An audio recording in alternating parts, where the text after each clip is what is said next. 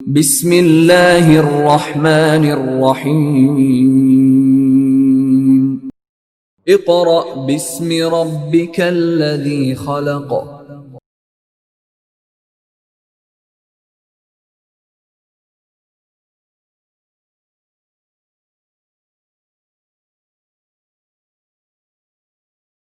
औज़ुबिल्लाहि मिनश्शैतानिर्रजीम। बिस्मिल्लाहिर्रहमानिर्रहीम। मुअज़्ज़ज़ सामीईन, तलबा व तालिबात, जैसा कि हमारे ऑनलाइन लेक्चर्स में आप लोगों को इंग्लिश ए के कुछ चैप्टर्स पढ़ा दिए गए, अब हमारा तीसरा जो काम है वो है लेटर्स राइटिंग। अब ये सिर्फ लेटर्स राइटिंग नहीं होता, बल्कि इसके साथ साथ अगर आप मुख्तलिफ़ बुक्स को पढ़ें तो बेटा उसमें letter, comma, application and invitations लिखा होता है। हकीकत में क्या है कि लेटर राइटिंग को आज हम डिस्कस करने लगे हैं। ये क्या है? लेटर राइटिंग जो है ये बहुत कॉमन थी किन लोगों के लिए जो पढ़ना लिखना जानते थे। अगर चंद साल या चंद 100 साल पीछे बात करें तो लोग अपनी मालूमात दूसरों तक पहुंचाने के लिए खतूत का इस्तेमाल करते थे। अब वो खतूत क्या थे? वक्तन फ़वक्तन उन खतूत पर मुहक्किकीन ने तहकीक की तो उनको मुख्तलिफ़ हिस्सों में मुख्तलिफ़ तरीक़ों से हमारे सामने पेश किया। उनके मुताबिक हमारे लेटर्स जो हैं ये 2 तरह के होते हैं। लेटर्स जो हम लिखते हैं, एक हम कहते हैं फॉर्मल और एक हम कहते हैं इनफॉर्मल।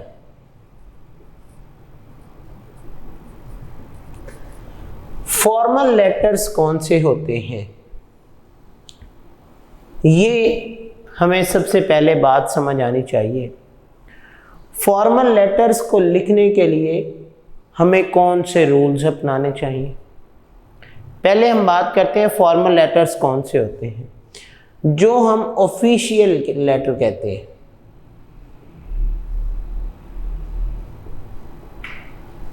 ऑफिशियल लेटर्स या for job, to any office,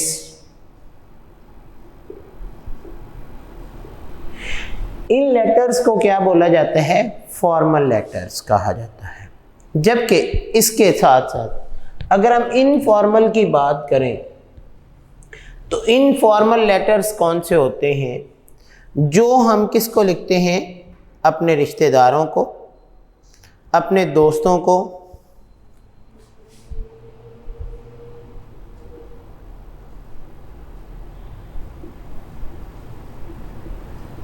relatives और फ्रेंड्स को जो हम खतूत लिखते हैं। अब इन रिलेटिव्स में फादर को लिखा जाता है, मदर को लिखा जा सकता है, सिस्टर को, ब्रदर को, अंकल को,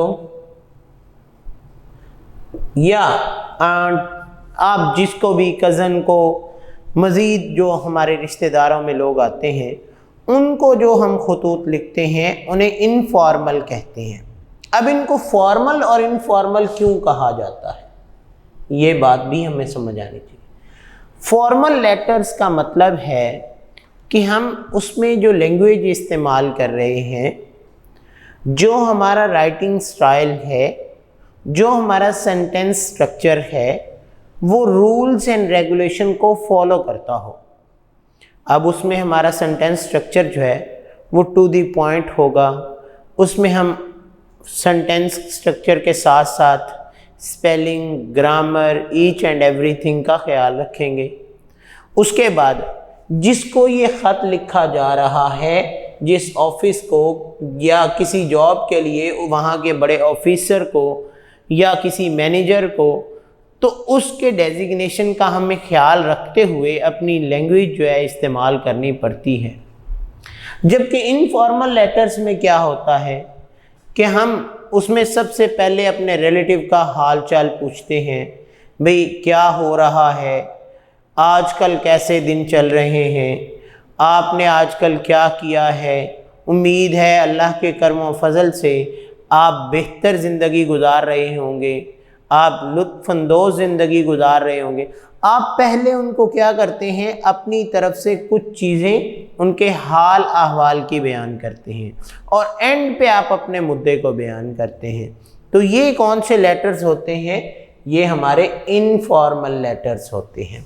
अब बात बेटा पहले हमने क्या कहा, लेटर राइटिंग। राइटिंग लेटर जो है कब कॉमन था कि जो पहले पुराने दौर में पढ़े लिखे लोग थे वो खतूत के ज़रिए अपने ख़यालात का इजहार करते, अपनी मालूमात दूसरों तक पहुंचाते और उनसे मालूमात हासिल करते थे। लेकिन उसके बाद मुख्तलिफ मुहक्किकीन ने तहकीक करते हुए इनको दो हिस्सों में तकसीम कर दिया कि लेटर्स हमारे दो तरह के होते हैं, एक फॉर्मल लेटर्स और एक इनफॉर्मल लेटर्स। अब फॉर्मल लेटर्स कौन से होते हैं, जिन्हें हम ऑफिशियल लेटर्स भी कहते हैं, लेटर फॉर द जॉब भी कहते हैं, या लेटर फॉर एनी ऑफिस जो है वो हम लिखते हैं तो उसे भी ऑफिशियल लेटर बोला जाता है। जबकि दूसरी तरफ इनफॉर्मल लेटर्स, दोस्तों के साथ हम कैजुअल लैंग्वेज में बात कर सकते हैं, रिश्तेदारों के साथ हम हाल अहवाल पूछ सकते हैं, मामा पापा हैं तो उनको अपना हाल बयान करते हैं। तो ये क्या है, इन्हें इनफॉर्मल लेटर्स कहा जाता है। लिहाजा अब ये फॉर्मल और इनफॉर्मल लेटर्स जो हैं इनको लिखने के अंदाज भी कुछ अलग हैं। अब कुछ हैं कि जिनको लिखते हुए हम जो है वो सैल्यूटेशंस को मुख्तलिफ अंदाज से बयान करते हैं। इनफॉर्मल लेटर्स में जब हम सैल्यूटेशंस लिखते हैं तो सैल्यूटेशंस हम अमूमन जो है वो 3 वर्डिंग में लिखते हैं। कौन कौन सी 3 वर्डिंग है, माई एम कैपिटल, डियर का डी स्मॉल, और उसके बाद जो भी है उनके लिए आप इस्तेमाल करेंगे उसके फौरी बाद आप कॉमा लगा देंगे, लेकिन उसका पहला लेटर जो होगा वो भी कैपिटल होगा। अब फ़र्ज़ किया मैं यहाँ पे लिखता हूँ मदर, तो मदर का एम कैपिटल और उसके फौरी बाद हमारा क्या आ जाएगा, कॉमा। जबकि फॉर्मल लेटर्स के लिए हम जो सैल्यूटेशन इस्तेमाल करते हैं वो सिर्फ डियर सर उसको इस्तेमाल करते हैं। इसमें हम सैल्यूटेशन अमूमन 2 लफ्ज़ों से और इसमें सैल्यूटेशन हम अमूमन 3 लफ्ज़ों से इस्तेमाल करते हैं, और इन हुरूफ के ज़रिए ही हमें अंदाज़ा हो जाता है कि इब्तदाई तौर पर ये कैसे है। अब मैं आप लोगों को बेटा लेटर लिखने का तरीका जो है वो थोड़ा सा बयान कर रहा हूँ कि लेटर आपने लिखना कैसे है। जैसे ये हमारी कॉपी है,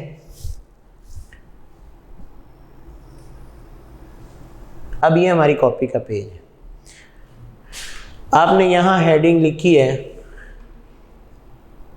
write a letter to your friend, जो भी है फुल स्टॉप लगा दी। अब क्योंकि इंग्लिश राइटिंग जो है हमारी कुछ बुक्स में बेटा यहाँ पे एग्जामिनेशन हॉल लिखा होता है, कुछ बुक्स में यहाँ पे लिखा होता है, लेकिन हमें इस बात का ख्याल रखना चाहिए कि उर्दू राइटिंग जो है वो हम लिखाई राइट से शुरू करते हैं, जबकि इंग्लिश राइटिंग जो है वो हमारी लेफ़्ट से शुरू होती है। तो इम्पॉर्टेंस हम किसको देंगे कि हम लेफ़्ट से लिखना शुरू करें। एग्जामिनेशन हॉल,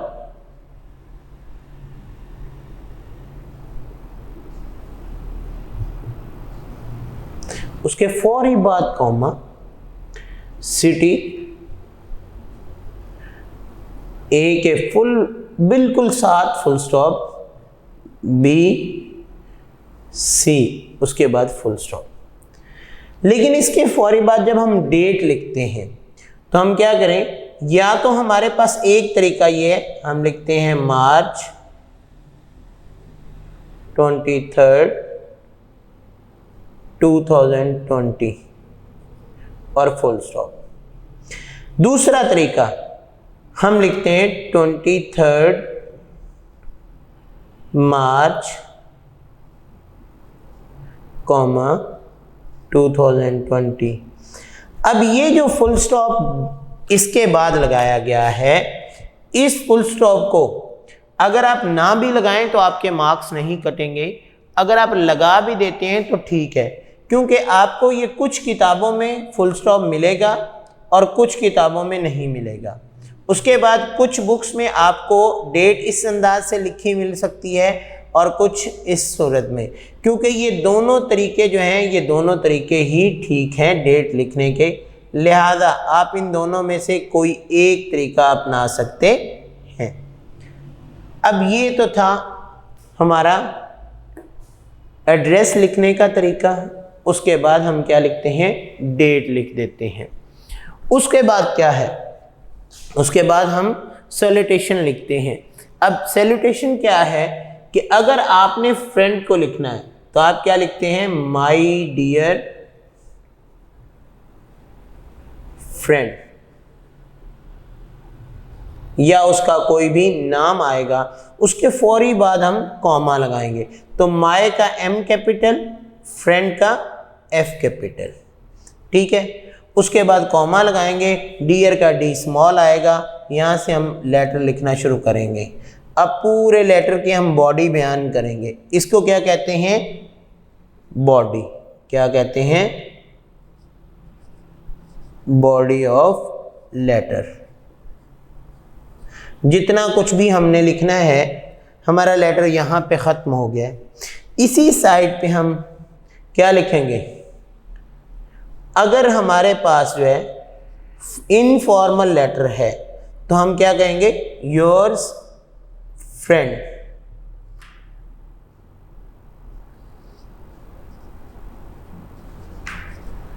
और उसके फौरी बाद कॉमा, फिर हम अपना नाम या कुछ भी जो है एक्स वाई जी लिखेंगे। अगर हम इनफॉर्मल लिख रहे हैं तो हम यहाँ पे क्या इस्तेमाल करेंगे, सिंसियरली। क्या इस्तेमाल करेंगे, सिंसियरली। अब ये कौन सा है हमारा इनफॉर्मल लेटर, कौन सा है हमारा informal letter.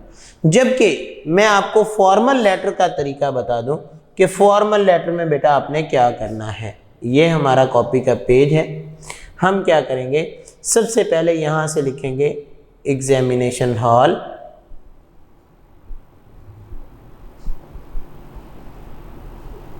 Sorry examination hall जो है फॉर्मल लेटर में हम इसकी जगह चेंज कर देंगे।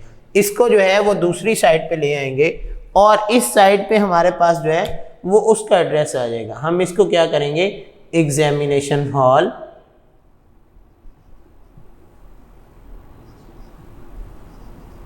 Comma city A full stop, B full stop, C full stop. फिर डेट हमारी क्या आएगी, वही तरीका, दोनों में से कोई भी एक तरीका हम अपना सकते हैं। March 23, 2020 full stop. अब यहाँ पे हम लिखेंगे, क्या लिखेंगे, the principal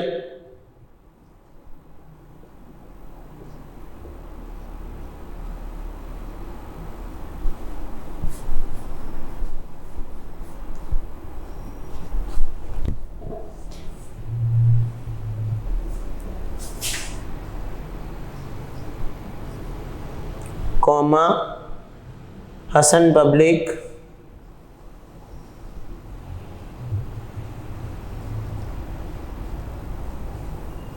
school full stop Lahore. अब ये देखें, ये है सेंडर एड्रेस, यानी जो सेंड कर रहा है और ये क्या है, ये है रिसीवर एड्रेस। क्या है, रेसिपिएंट जिसे कहते हैं या रिसीवर एड्रेस। उसके फौरी बाद हम क्या लिखेंगे, डियर सर। क्या लिखेंगे, डियर सर, और उसके बाद कॉमा, फिर यहाँ हमारी लेटर की बॉडी आ जाएगी। क्या आ जाएगी, लेटर की बॉडी, और यहाँ पे हम क्या लिख देंगे, सिंसियरली। उसके बाद हमारे साइंस आ जाएंगे। फर्ज किया, मैं लिख देता हूँ मोहम्मद आजम। तो ये क्या है कि लेटर दोनों में फ़र्क क्या है। सबसे पहली चीज़ कि यहाँ पे भी एग्जामिनेशन हॉल, उसके बाद डेट आएगी, यहाँ पे भी एग्जामिनेशन हॉल, उसके बाद डेट आ जाएगी। यहाँ पे उसके फौरी बाद हम सैल्यूटेशन लिखेंगे। क्या लिखेंगे, सैल्यूटेशन। लेकिन यहाँ पे उसके बाद हम रिसीवर एड्रेस लिखेंगे कि हमारा ये जो लेटर है वो किसने रिसीव करना है। ठीक है, वो रेसिपिएंट एड्रेस जो है उसको हम जब लिखेंगे तो उसके बाद हम सॉल्यूटेशन लिखेंगे, और उसके बाद हम क्या करेंगे, उसकी बॉडी लिखेंगे। और बॉडी लिखने के फौरी बाद हम क्या करेंगे कि हम कंप्लीमेंट्री क्लॉजेस लिखेंगे। क्या लिखेंगे, कंप्लीमेंट्री क्लॉजेस। अब मैं इसको थोड़ा सा बेटा नाम भी दे देता हूँ। सबसे पहले हम इसको क्या कहते हैं, सेंडर एड्रेस।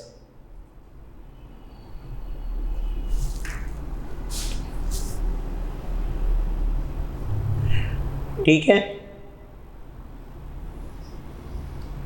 इसे हम क्या कहते हैं, डेट। इसको हम क्या कहते हैं, सैल्यूटेशन।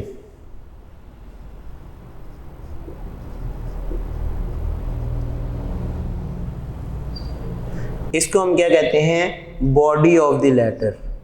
और इसको हम क्या कहते हैं, कंप्लीमेंट्री क्लॉजेस। क्या कहते हैं,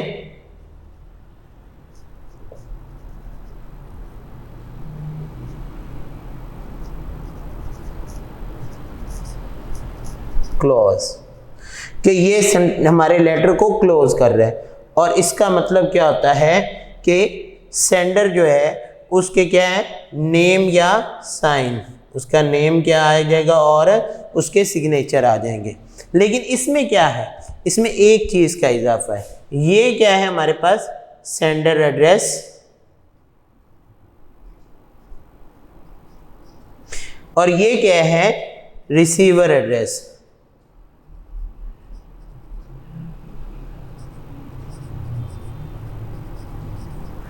उसके बाद क्या है, ये हमारे पास सॉल्यूटेशन,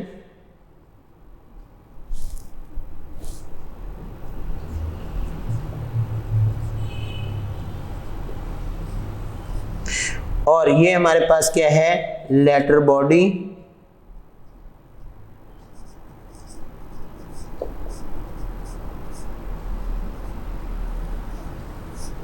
और ये हमारे पास क्या है, कंप्लीमेंट्री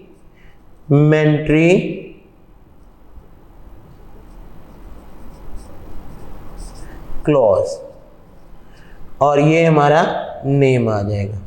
तो बेटा जो भी लेटर आपने लिखना है, दोनों में से कोई भी लेटर आपके पास आता है, तो अगर आप उसके तमाम पार्ट्स को पूरा करेंगे तो वो आपका लेटर कंप्लीट लेटर होगा। लेकिन अगर आप उसमें से किसी भी चीज़ को छोड़ देंगे तो वो क्या होगा, वो आपका लेटर कंप्लीट नहीं होगा और आपको उसके मार्क्स जो हैं वो कम मिलेंगे। बेटा आपने ख़ास तौर पर इसमें पंक्चुएशंस का ख्याल रखना है कि एग्जामिनेशन हॉल के बाद फुल स्टॉप नहीं लगाना, बल्कि क्या लगाना है, कॉमा लगाना है।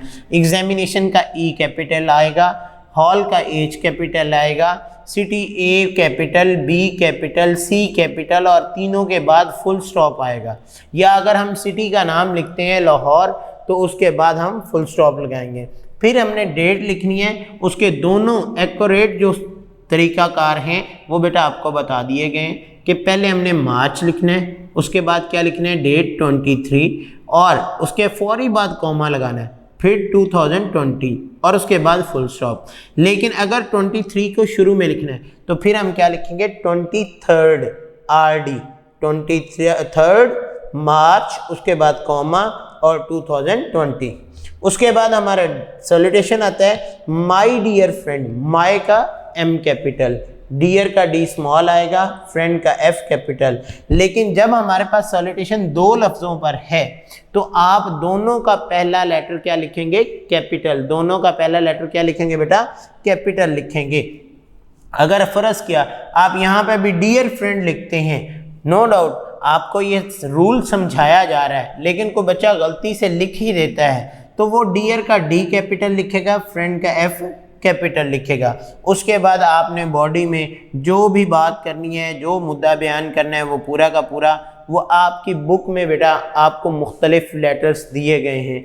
आपकी बुक में टोटल 16 लेटर्स हैं, जिनमें से 15 लेटर उसने आपको इनफॉर्मल दिए हैं और सिर्फ एक बुक सेलर वाला जो लेटर है वो आपका जो है वो फॉर्मल लेटर दिया हुआ है। लिहाजा इनफॉर्मल लेटर्स को आपने थोड़ा सा तवज्जो के साथ, आपकी बुक के पेज नंबर 18 पर आपको पहला लेटर दिया गया है। लिहाजा आपने उस लेटर को जब पढ़ना है तो उसको लिखने से पहले तमाम रूल्स आपको पता होने चाहिए कि इन रूल्स के मुताबिक अगर मैं लेटर लिखूंगा तो कोई भी टीचर मेरे मार्क्स नहीं काटेगा। राइटिंग का तो आपका एक आधा नंबर कट सकता है, लेकिन अगर आपकी तमाम चीज़ें ठीक होंगी तो बाकी मार्क्स नहीं कटेंगे। लेकिन अगर आपने इन्हीं में ही मिस्टेक्स कर दी तो आपकी कई गलतियां हो सकती हैं। एंड पे हम कम्प्लीमेंट्री क्लॉज लिखते हैं और उसके बाद हम नेम लिख देते हैं जो भेज रहे हैं। ये क्या है कि ये एक लेटर को लिखने का इफ़ेक्टिव वे है। लेटर कितनी तरह के? दोनों तरह के।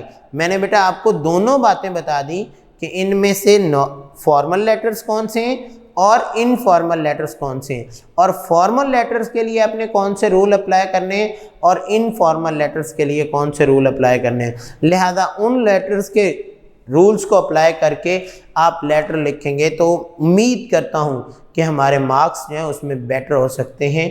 आपके जो मार्क्स कटिंग होती है वो नहीं होगी, लिहाजा आप उसको बड़े अच्छे अंदाज से देख सकते हैं। अब यहाँ पे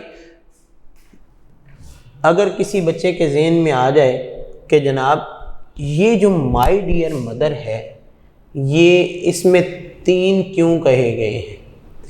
देखें यहाँ पे एक कुरान मजीद की मिसाल जो है, क्योंकि हमारे पास मुसलमान होने की हैसियत से सबसे अच्छी मिसालें कुरान पाक से हमें मिल सकती हैं।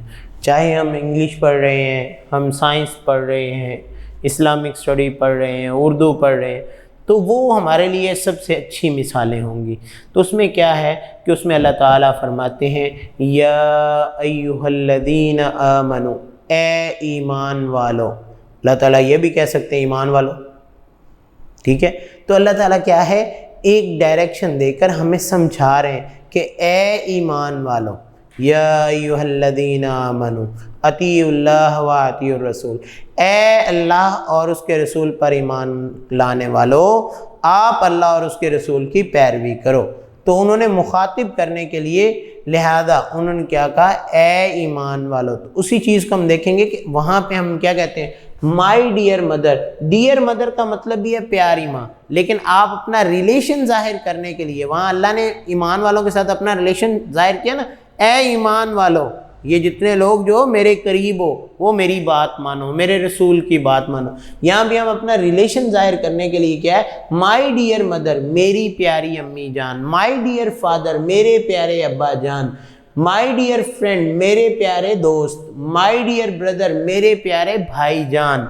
तो क्या है, इससे आपने अपने रिलेशन को जाहिर करना है। दूसरा बेटा मैं आपको यहाँ एक्सप्लेन करता जाऊँ, बाज़ बच्चों की आदत होती है कि वो सैल्यूटेशन लिखते हुए एंड पे जो है वो साइन ऑफ एक्सक्लेमेशन लिख देते हैं, जो आप उर्दू में लगाते हैं, लेकिन वो इंग्लिश में नहीं है बेटा। उसमें आपने कॉमा लगाना है, उसमें आपने क्या करना है, कॉमा लगाना है। ये लेटर्स का इंट्रोडक्शन इतना लंबा देने का मकसद ये है कि ये 8 नंबर का आपके पेपर में जब आता है तो 8 में से आपके 6 नंबर भी नहीं आने चाहिए, 7 भी नहीं, बल्कि पूरे 8 के 8 लेने का तरीका आपको बता दिया गया कि आप अगर इसको पूरे तरीके से याद रखेंगे, इसकी जो स्टेप्स हैं उनको भी अपने जहन में रखेंगे, उनके भी नाम याद रखेंगे, तो आप एक इफ़ेक्टिव किस्म का लेटर लिख सकेंगे। इसी तरह बेटा आपको मैंने अभी बता दिया कि आपकी बुक के पेज नंबर 18 पर जो है आपको पहला लेटर दिया गया है, और पहला लेटर आपको कौन सा दिया गया है? Write a letter to your mother who is worried about your health. आप अपनी अम्मा जान को ख़त लिखना है, वालिदा मोहतरमा को ख़त लिखना है कि जो कि आपकी सेहत के बारे में बड़ी परेशान है। तो बेटा ये हमारे पास क्योंकि टेक्स्ट बुक जो गवर्नमेंट की दी हुई है, उस टेक्स्ट बुक में कोई इतनी लंबी लेटर की बॉडी नहीं है कि जनाब 8 क्लास और 9 क्लास के बच्चे जो हैं उनके लिए याद करने में मुश्किल होगी। लेकिन मैं फिर भी आपको लेटर को रीड करके बता दूंगा ताकि उसमें अगर कोई मुश्किल वर्ड आता है तो वो मैं आपको बता दूं, लेकिन आपने उसको याद करते हुए एक्यूरेट तरीके से याद करना है। उसमें कोशिश करनी है कि अपनी तरफ से आप ना ही लिखें, क्योंकि अगर आप लिखेंगे तो सेंटेंस स्ट्रक्चर आपका बेटर नहीं होगा, तो वो जो याद किया होगा, जो आपकी मेमोरी में होगा, उसको भी डिस्टर्ब कर देगा और आपके मार्क्स में जैसे ही आपका सेंटेंस स्ट्रक्चर लूज़ हुआ तो आपके मार्क्स कट जाएंगे। हाँ, अगर आप इससे अच्छा लिख सकते हैं या आप सेंटेंस स्ट्रक्चर अच्छे तौर पर बयान कर सकते हैं तो बेटा आपको इजाज़त है, आप उसमें सेंटेंस की एडिशन कर सकते हैं। जैसा कि अगर इस लेटर को हम पढ़ें तो हम शुरू में क्या लिखेंगे? Examination hall, city ABC, March 23, 2020। My dear mother, मेरी प्यारी अम्मी जान। आई रिसीव्ड योर लेटर, मैंने आपका ख़त वसूल किया या मुझे आपका ख़त मौसूल हुआ। यस्टरडे, कल ही। आई एम ग्लैड, मैं खुश हूँ। टू नो, ये जानकर, दैट यू आर फाइन, कि तुम बिल्कुल सही हो, दुरुस्त हो, बिल्कुल सेहतयाब हो। I was running a fever, पुरानी बुक्स में टेम्परेचर लिखा है, नई बुक्स में जो है बेटा फीवर लिखा है कि बुखार, क्या कह सकते हैं, मुझे बुखार था।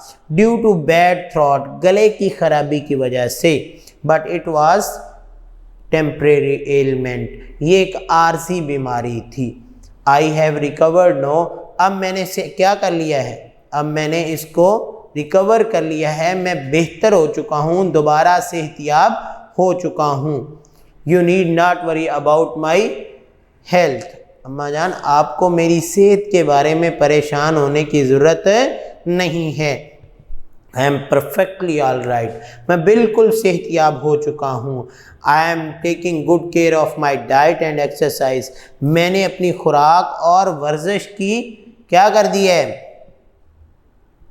एहतियात करना शुरू कर दी है। आई होप, मैं उम्मीद करता हूँ, दैट के आफ्टर दीज अश्योरेंसेस, एश्योरेंसेस का मतलब होता है यकीन दिलाना, मेरे ये यकीन दिलाने के बाद, मेरी ये यकीन दहानी के बाद, you will stop worrying about me, आप मेरे बारे में परेशान होना छोड़ देंगी। Pay my regards to all at home, तमाम घर वालों को मेरी तरफ से सलाम। और योर्स, अब यहाँ पे आप योर लविंग सन भी लिख सकते हैं, योर्स अफेक्शनेटली भी लिख सकते हैं, उसके बाद कॉमा लगाएंगे, उसके बाद XYZ आप लिखेंगे, यानी जो आपके नाम की जगह आ रहा है। इसी तरह अगर हम पहले लेटर के बाद दूसरे लेटर की बात करें तो वो किसको लिखा गया है? Write a letter to your father, अपने वालिद मोहतरम को ख़त लिखें। Write a letter to your father who about the health of your mother, किसके बारे में लिखा जा रहा है? अपने अब्बा जान को आपने ख़त लिखना है, वालिद मोहतरम को ख़त लिखना है, जो कि वालिदा मोहतरमा की सेहत के बारे में पूछ रहे हैं। अब यहाँ से हम शुरू कर लेते हैं क्योंकि बाकी रूल्स आपको बता दिए गए हैं। माई डियर फादर, मेरे प्यारे अब्बा जान।